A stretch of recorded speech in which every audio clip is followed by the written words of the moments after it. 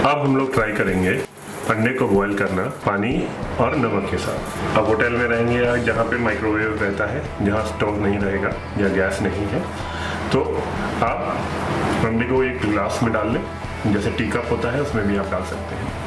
और इसी में आप थोड़ा वाटर पोर कर दें,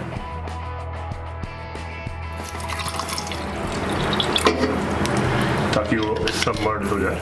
थोड़ा सा सॉल्ट डालते हैं ताकि बॉइलिंग पॉइंट बढ़ जाए। इसको 100% पावर में 1 मिनट तक के लिए हम लोग चलाएंगे। जो एग बॉयल हुआ था उसको आफ्टर 10 मिनट्स हमने उसको निकाला, ठंडे पानी में डाल के धो दिया। नाउ अब पील ऑफ करेंगे। हमने इसको छील लिया है और आप देख सकते हैं कि ये परफेक्ट बॉयल हुआ है। ये एक माइक्रोवेवेबल ग्लास है, इसमें हम अंडे को फोड़ लेंगे।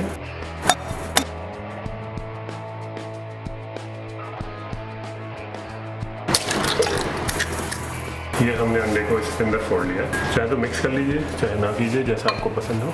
इसको हम लोग माइक्रोवेव कर लेंगे।